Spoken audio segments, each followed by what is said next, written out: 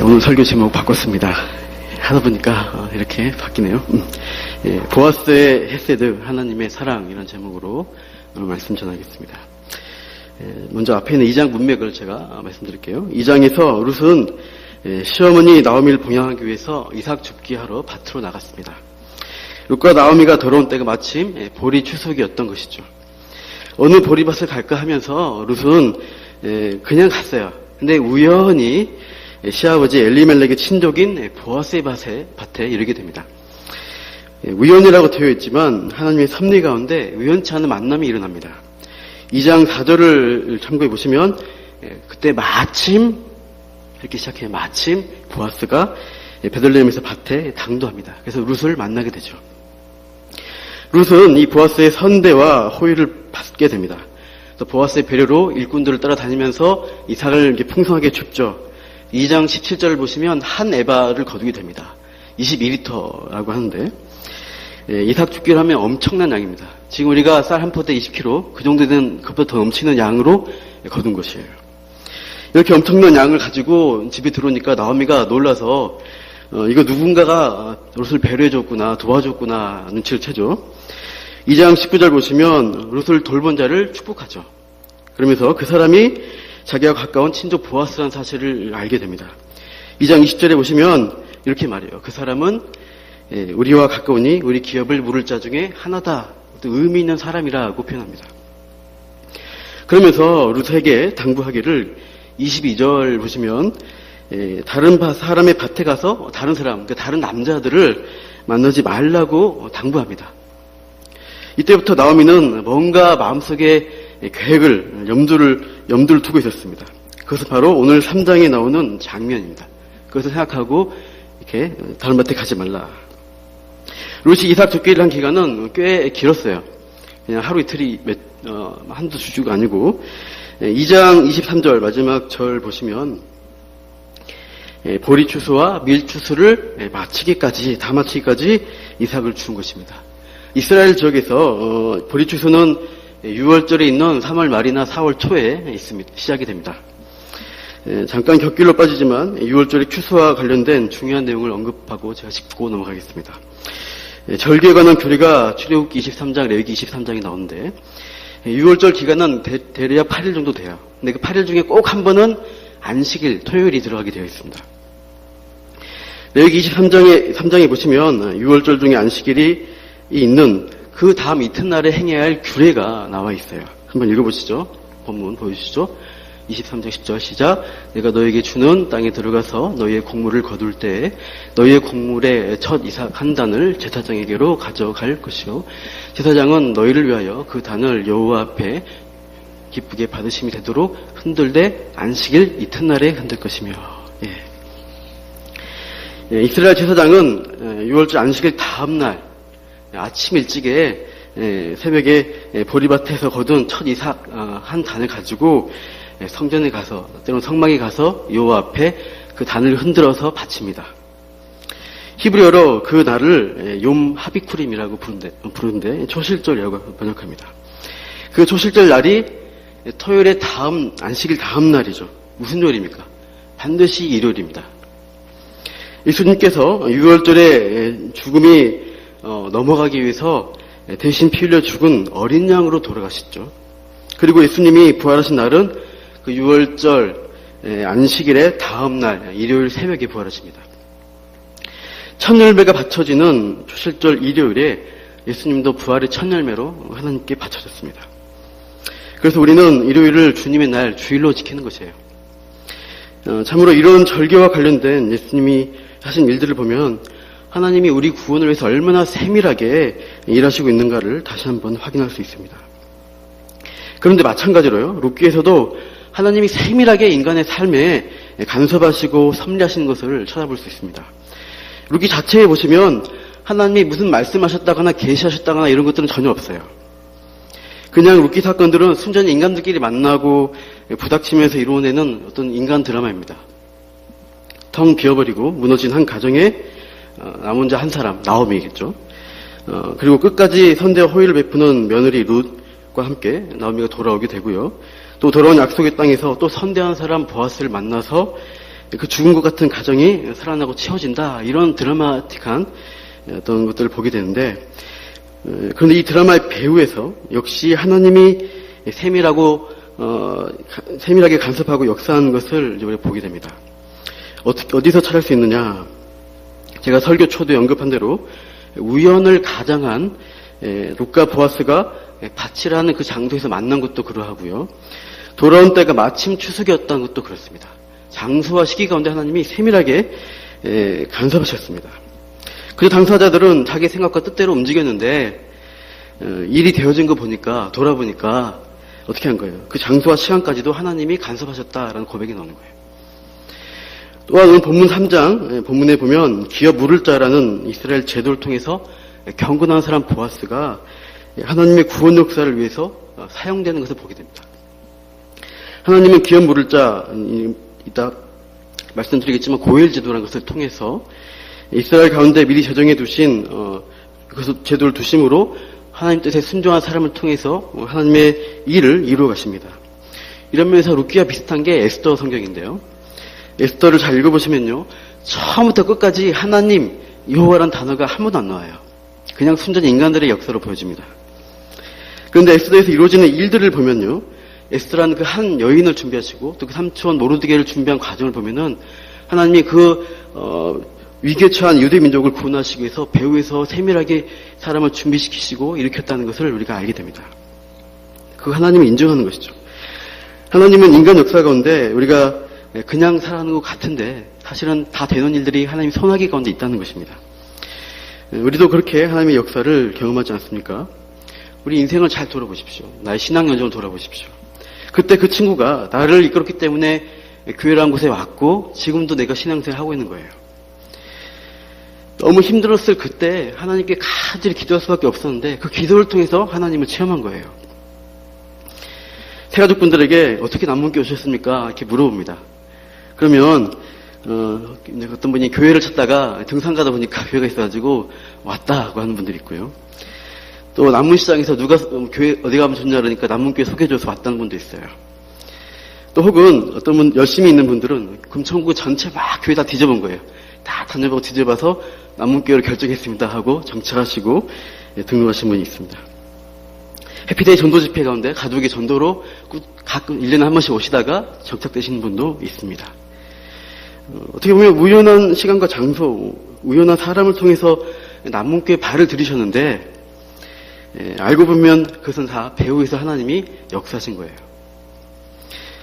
그러므로 이렇게 말씀대로 전하고 더욱 하나님 뜻대로 살아내려고 애쓰는 이 남문교회 공동체, 하나님 보내신 우리 공동체에서 대충 신앙생활하지 마시고 사명감을 가지고 순종하며 열심히 신앙생활 하십시오. 아까 2장 23절에서 보리추수와 밀추수라고 했습니다. 보리추수는 6월절 중간 초실절에 있는 그때 3월 말 4월 초에 보리추수가 시작됩니다. 그 밀추수는 그 다음 5월 정도에서 5월 말쯤 오순절에 있는 때까지 진행이 됩니다. 이렇게 추수하는 기간을 보면 우선 한 2달 정도 계속해서 보아스를 따라다니면서 이삭을 주었습니다. 그렇게 텅 빈 채 돌아온 시어머니를 봉양하면서 생계를 이어간 게 룻입니다. 그리고 추수를 거의 마치는 날, 그동안 거둔 곡식을 이제 타작하는 날이 되었습니다. 돌이깨질을 하면서 이삭에서 나달을 떨어내는 것이죠. 그때 알곡과 쭉정이가 이제 우수수 떨어집니다. 근데 그 쭉정이를 알곡에서 이제 가려내려면 바람이 불어야 가능합니다. 이스라엘에서 보리타작에 필요한 바람은 낮에는 안 불어오고 저녁쯤에 불어옵니다. 한낮에 뜨거운, 이 여름이잖아요, 그때가. 뜨거운 그 열기가 있을 때는 바람이 없고 그냥 덥기만 해요. 그리고 저녁 때가 되면은 이 사해 부근에 뜨거워진 땅이 빨리 식습니다. 그리고 바다는 좀 덜 식어요. 그러니까 이 내륙에서 지중해 쪽, 서쪽 지중해로 이렇게 바람이 불어온다고 해요. 그래서 그 바람을 이용해서 이제 보리타작을 하면서 쭉정이를 날려보내는 이제 그런 작업을 하게 됩니다. 그래서 이제 이스라엘에서 타작이라는 것은 주로 저녁부터 밤까지 진행이 되는 것이죠. 그래서 남자 일꾼들은 집에 가지 않고 저녁부터 타작 일을 하다가 밤참을 먹고 그러다 그냥 타작 마당에서 잠을 잔 거예요. 여름이니까 그 겉옷을 이불로 쓰는데 그냥 그게 덮고 자도 괜찮은 거죠. 이 보리타작이 땀 흘리는 노동이긴 해도 추수의 기쁨으로 흥겹게 이 작업을 했을 것이고 또 이제 주로 남자들이 추수하는 행사이기 때문에 여자들은 많이 참석하지 않는 걸로 보입니다. 이렇게 추수 일을 해온 남자 일꾼들은 영차 흥겹게 이제 타작을 하면서 한참 하고 밤참 먹고 즐기다가 이제 하나둘씩 이제 잠이 드는 것입니다. 곡식더미 위에 이제 눕는데 그것이 보온제 역할을 하기 때문에 한기가 이렇게 없고 이제 포송포송 따뜻한 것이죠. 그리고 그 겉옷을 벗어서 이불로 덮어 있으면 훌륭한 잠자리가 되는 것이죠. 이렇게 여기저기서 잠을 자고 있는데 본문 3장 7절을 보시면 오늘의 주인공 보아스가 나오죠. 타작 후 먹고 마시고 즐거워하다가 이제 기분 좋게 곡식 더미에 끝에 가서 이제 자려고 눕습니다. 그런데 그날은 여느 해와 다르게 다른 일이 일어난 것이죠. 웬 여인이 소리 소문 없이 와가지고 그의 발치 쪽에 이불을 들고 눕는 거예요. 그 여인은 룻이죠. 시어머니 나오미는 룻이 이삭을 줬던 그 첫날 그 보리를 한 포대를 가지고 올 정도로 호의를 베푼 보아스에 대해서 듣고 그가 우리 가정의 기업을 물을 자다라고 하고 마음의 준비를 한 것입니다. 그다음에 보리타작하는 이날 이 계획을 펼쳐놓는 거예요. 1절에서 5절, 3장 1절에서 5절은 베들레헴의 나오미의 집에서 이루어진 대화입니다. 또 중간에는 타작마당에 나오는 것도 있고, 그리고 또 16절에서 18절도 다시 이제 베들레헴 그 집의 장면인데요. 이렇게 장소별로 구분이 되는데 이 집에서 어떤 작전 계획이 나왔느냐? 1절 보시면 내 딸아 내가 너를 위하여 안식할 곳을 구하여 너를 복되게 하여야 하지 않겠느냐? 안식할 곳은 뭘까요? 다름 아닌 이제 젊은 룻이 청성갑으로 늙어 죽을 것이 아니라 이제 새 가정을 이루어서 그 안식처를 구해줘야 된다. 그래서 복되게 하겠다. 근데 그 후보자가 누구냐 했을 때 나오미의 생각은 보아스인 것입니다. 오늘 밤 시행할 이 작전은 뭐냐? 타작마당에서 보리를 까불리는 행사를 통해서 이제 기분 좋게 이제 노숙하고 있는 이 보아스에게 이제 은밀하게 접근하라는 것입니다. 남성 중심의 이스라엘 사회에서 여자가 어떤 권위자인 남자에게 먼저 다가가는 것은 어렵습니다. 근데 이날은 룻이 보아스에게 은밀하게 갈 수 있는 유일한 날입니다. 이 기회를 이용해서 기업 물을 자의 의무와 결부시켜서 룻이 그에게 청혼을 하라는 것이에요. 5절 말씀과 같이 룻은 시어머니 말씀대로 순종하여 이제 다 실행을 한다고 되어 있습니다. 3절에 나오는 계획처럼 목욕하고 기름을 바르고 의복을 입었습니다. 이것은 죽은 남편에 대한 애도 기한이 끝났고 이제 나는 새 신랑을 맞이할 준비가 되었다. 그런 복장입니다. 그래서 이렇게 준비해서 룻은 보아스의 발치불에 아래에 누웠어요. 그러나 보아스는 아무것도 모르고 잠만 쿨쿨 자고 있어요. 그러다가 밤중에 깜짝 소스라치게 놀라서 일어납니다. 왜냐? 한 여인이 자기 발치에 누워있는 거예요. 아마도 밤이 깊어지면서 점점 좀 추위를 느끼고 그래서 이제 룻이 발치이불을 들추고 자기가 덮어버렸으니까 아마 보아스의 이불이 좀 많이 내려갔을 거 아니에요. 그러니까 좀 한기를 느끼고 내 이불을 하면서 이제 잡아당기다 보니까 밑에 사람이 있는 거 보고 이제 놀라는 것입니다. 깜짝 놀라서 내가 누구냐 이렇게 물으니까 룻이 소개를 하는 것인데 우리 3장 9절 말씀 같이 읽어보죠. 3장 9절 말씀 같이요. 시작. 이르되 내가 누구냐 하니 대답하되 나는 당신의 여종 룻이오니 당신의 옷자락을 펴 당신의 여종을 덮으소서 이는 당신이 기업을 물을 자가 되민이다 하니 나는 당신의 여종 룻입니다. 룻은 단순히 나오미의 며느리 룻입니다 라고 하지 않고요. 당신의 여종 룻이라고 합니다. 아까 말씀 다시 한번 보여주십시오. 빨간색으로 제가 했는데 당신의 여종이라는 말이 자꾸 나오죠. 여기서 여종이라는 단어는 히브리 원어로 아마라고 합니다. 아마. 매우 의도적이고 의미 있는 이 단어를 이 문맥에서 사용했습니다. 룻은 보아스를 처음 만났을 때 자신을 표현한 말과 그 비교해보면은 그 의미가 명료해지는데 우리 앞에 2장 13절 한번 PPT 보시죠. 2장 13절 읽어보시죠. 시작. 룻이 이르되 내 주여 내가 당신께 은혜 입기를 원하나이다.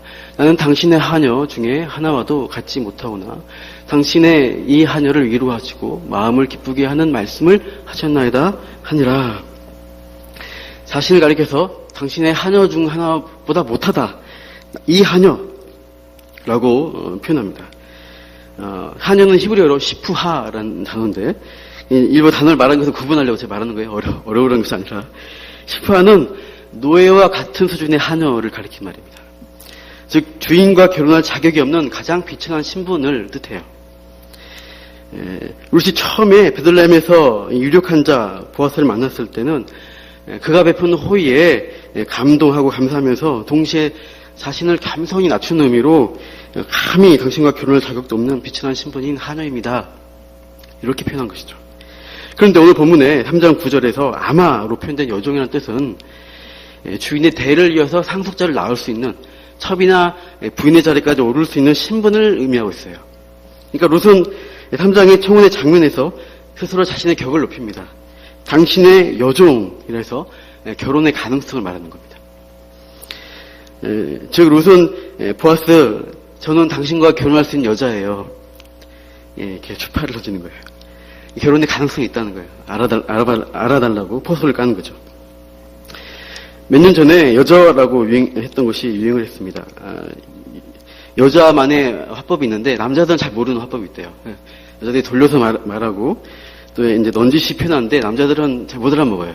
그래서 여자어다, 해석이 필요하다, 여자와 사돈도 내야 된다 그랬는데 남자와 여자가 소개팅을 합니다. 주선자는 빠지고 두 사람이 이제 밥을 먹으면서 서먹서먹하지만 대화하면서 서로 알아가기 위해서 대화하죠. 그리고 차도 마시고 시간이 되어서 이제 헤어지게 될 때 여자분이 이렇게 말하는 거죠.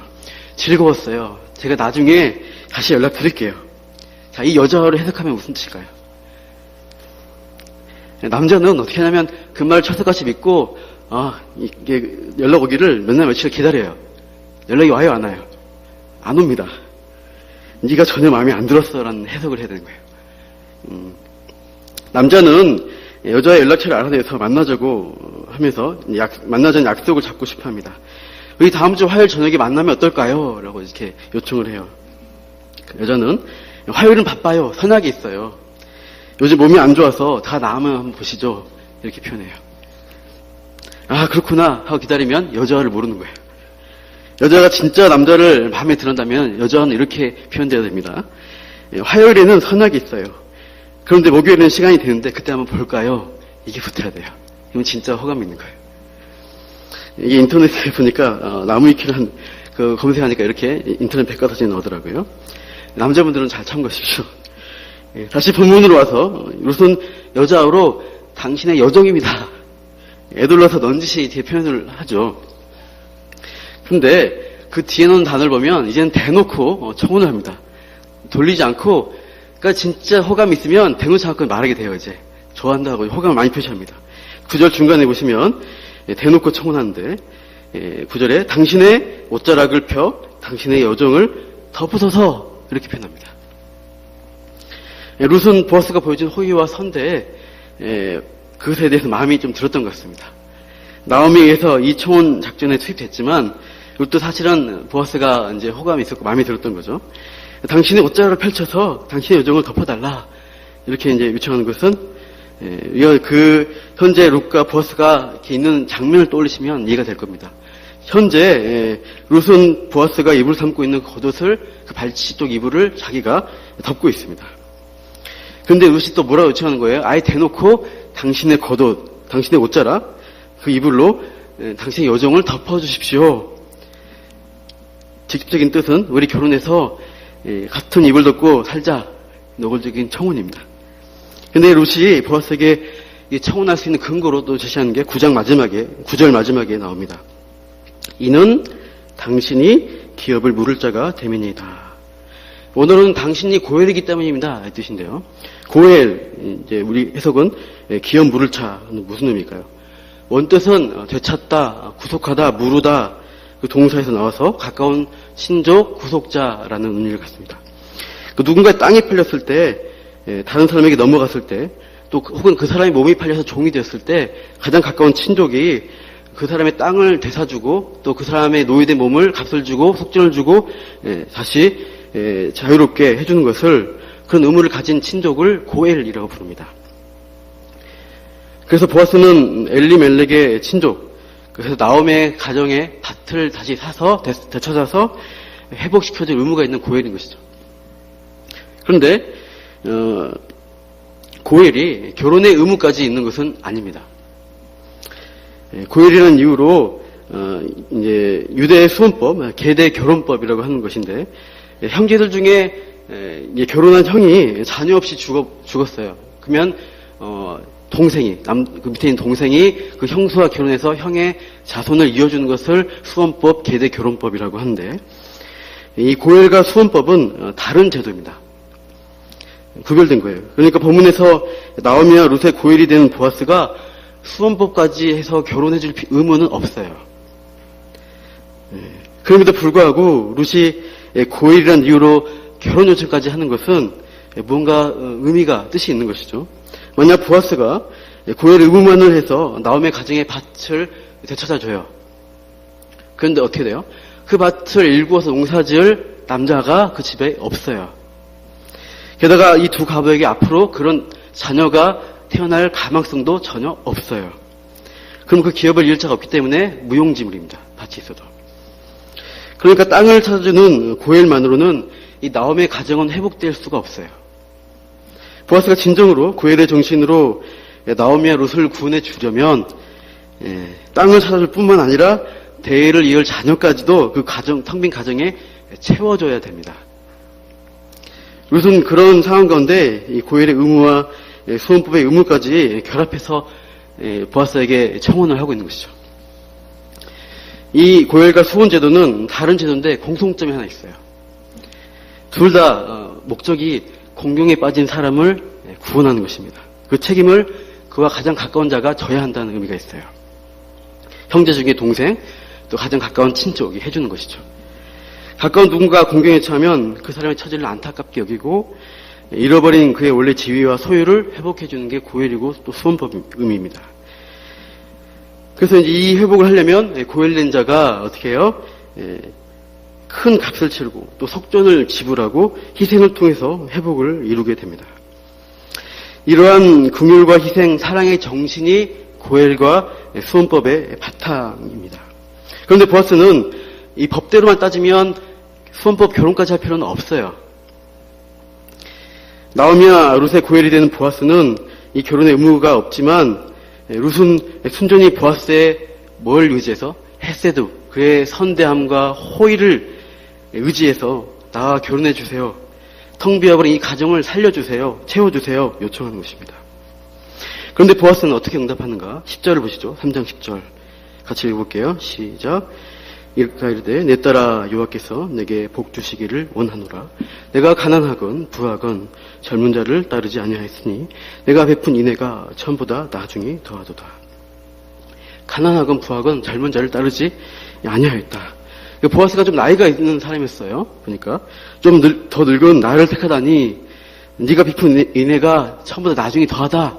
칭찬해 주는데, 그래서 인애, 이것도 헤세드라는 단어입니다. 처음 인애가 나중 인애보다 더하다는 칭찬은 무슨 뜻일까? 이 룻의 처음 인애는 나오미와 함께 나오미를 버리지 않고 같이 따라온 룻의 그 인애를 가리킵니다. 룻의 입장에서 부모와 고국을 떠나서 이방 땅에 혼자 있는 시어머니 데리고 오는 것은 모험입니다. 룻은 그렇게 아무도 없는 곳에, 모르는 곳에 와서 봉양하며 시어머니를 모시는 것이죠. 그런 아름다운 인애 태도를 헤세드라고 지금 하는 것이죠. 아마 그런 룻의 성실하고 충성스러운 모습에 그 베들레헴의 젊은이들이 또 끌리지 않았을까요? 마음이 끌려서 또 가난한 젊은이든 부한 젊은이든 그 나이대가 젊은 남자들이 또 청혼을 했을 수도 있습니다. 또 가능성이 있었을 것입니다. 그래서 좋은 사람 골라서 결혼에 가면, 제가에 가면 룻은 또 새로운 집에서 새로운 인생을 살 수가 있어요. 그러나 그렇게 룻이 가버리면 나오미는 어떻게 될까요? 이젠 진짜로 홀로 남아서 쓸쓸한 인생의 말년을 보내고 아무 자손도 없이 그 가게는 끊어질 것입니다. 망하는 것이죠. 나오미에게 끝없는 인애를 베푸는 룻은 누구를 선택한 것입니까? 자기만 잘날 것, 편하게 살 것을 하는 것이 아니라 이 나오미의 가정을 같이 살려야겠다라고 끝까지 헤세드를 보이고 있는 것이죠. 그래서 이 가정의 기업을 이끌 자, 그래서 나이가 좀 많지만 고엘인 보아스를 자기의 결혼 상대로 또 호의를 가지고 지금 청혼을 하고 있는 것입니다. 나오미의 작전이 있었지만 시어머니에게 순종해서 은밀하게 담대하게 이 청혼을 하고 있어요. 그런데 보아스는 이런 배경에서 늙은 나에게 청혼한 룻에게 너의 나중 내가 더하다라고 칭찬합니다. 끝까지 나옴의 가정을 책임지는 그 이내의 모습에 감동하는 것이죠. 11절 보시면 내 딸아 두려워하지 말라. 내가 네 말대로 다 행하겠다. 그 청혼을 받아들이고 있어요. 네가 현숙한 여자인 줄 다 안다라고 또 표현하고 있습니다. 그래서 제가 단어풀이를 좀 더 하면요. 현숙한 여자란 단어는 보아스에게 아주 어울리는 표현입니다. 이건 히브리어로 봐야지 볼 수 있는 표현인데 어렵죠? 좀 들으세요. 에시트 하일이라고 원어는 되어 있어요. 에시트는 여자고요. 하일은 덕이 있다, 탁월하다는 뜻입니다. 그러니까 덕이 있고 탁월한 여자, 에시트 여자 이렇게 하고 유력한 자, 보아스는 유력한 자는 이씨 기뻐르 하일인데 이씨는 남자, 기뻐르는 강하고 부하다, 하일은 역시 덕이 있다, 탁월하다. 에시트 하일과 이씨 기뻐르 하일 이 두 사람이 지금 두 남녀가 만나고 있어요. 히브리어의 운율, 그 라임을 따라한다 그러면 번역은 이렇게 된 게 더 탁월해요. 더 맞아요. 탁월한 남자와 탁월한 여자입니다. 그 두 사람이 어떻게 상당히 어울리는 표현으로 한 쌍이 되어지려고 하는 것이죠. 18절 그리고 나오미가 이른 바와 같이 아까 읽었던 보아스는 어떻게 합니까? 같이 18절 한번 다시 읽어볼게요. 18절 시작. 이에 시어머니가 이르되 내 딸아 이 사건이 어떻게 될지 알기까지 앉아있으라. 그 사람이 오늘 이 일을 성취하기 전에는 쉬지 아니하리라 하니라. 보아스는 이 고엘과 수온의 일들을 성취하기 위해서 이제 쉬지 않고 일하기 시작합니다. 4장 이제 다음 주 보시겠지만 곧바로 행동으로 옮겨서 실천하고 그런 신실한 모습으로 나타나고 있어요.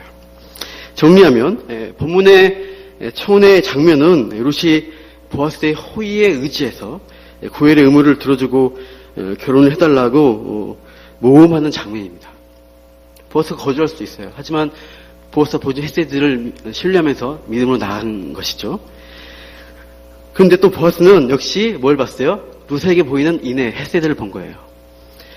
그 헤세드를 언급하면서 네가 더하다, 나중 내가 더하다고 하면서 룻에게 자신이 의무를 다할 것이다. 내가 고엘과 수온의 의무를 다하겠다 하면서 이 가정까지 내가 살리고 구원해낼 것이다 라고 약속을 하고 있습니다. 그리고 그 약속을 실천하고 성취하기 위해서 쉬지 않고 이 일을 추진해 나가는 모습이 이제 이어지게 됩니다. 우리는 여기서 요새 요청에 대한 보아스의 응답을 보면서 그 과정을 보면서 하나님의 헤세드와 하나님의 사랑을 발견하게 됩니다.